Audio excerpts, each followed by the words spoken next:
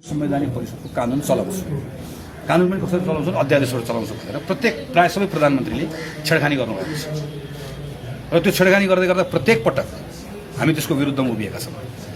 हामी त नेपाली काङ्ग्रेस आफै सरकारमा भएको बेलामा समेत पनि काङ्ग्रेस पार्टीबाट निर्णय गराएका छौँ यो संवैधानिक परिषदमा छेडखानी हुँदै गर्दा।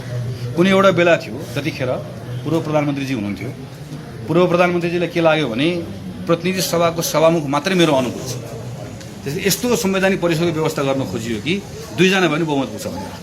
अहिले के गरिएको छ, भोलि संवैधानिक परिषदको बैठक बोलाएको छ 5 बजे। प्रधान न्यायाधीश कसलाई बनाउने भन्ने बारेमा राष्ट्रिय स्वतन्त्र पार्टीले एउटा सोच बनाएको छ। त्यो प्रधान न्यायाधीश बनाउने पात्र प्रस्तुत गर्छु, त्यो पात्र प्रस्तुत गरेर तर्क प्रस्तुत गर्छु, यसको आधारमा संवैधानिक परिषदबाट यो निर्णय गराउँछु भनेर होइन।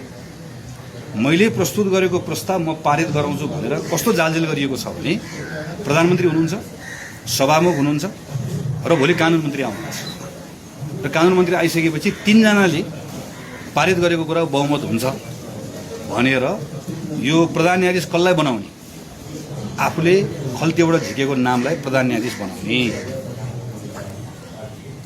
जसलाई मन लाग्यो त्यसलाई बनाउने, त्यहाँभित्र अमङ्ग उम्मेदवार। यो कुरा सोचेर यसरी त्यो संवैधानिक परिषदमाथि आफ्नो नियन्त्रण राख्नका निम्ति यस्तो धेरै ठुलो संसद आह्वान गर्ने, संसद बन्द गर्ने सबै प्रपञ्च रचिएको छ। अगाडिको प्रधानमन्त्रीले ठ्याक्कै यही गर्नुभयो।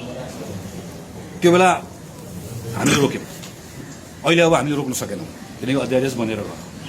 तर यो अगाडिको प्रधानमन्त्रीले गरेको आफ्नो मान्छे ल्याउनुको लागि चलाएको भन्दा के फरक हो? योभन्दा अगाडिको प्रधानमन्त्रीले आफ्नो मान्छे नियुक्त गर्नको लागि पुरै जालजेल गर्नुभयो, अहिलेको प्रधानमन्त्रीले पनि त्यही कुरा गर्नुभयो, त्यही जालजेल गर्दै हुनुहुन्छ। यो आपत्तिजनक छ, यसमा नेपाली कांग्रेस पार्टीको प्रश्न छ, यसमा असहमति छ। यो कुरा हामीले राखेका छौँ, हाम्रो साथीहरूले यसलाई संसदमा राख्नुहुन्छ। अर्को महत्त्वपूर्ण विषय भनेको सुकुम्बासीको व्यवस्थापनसँग जोडिएको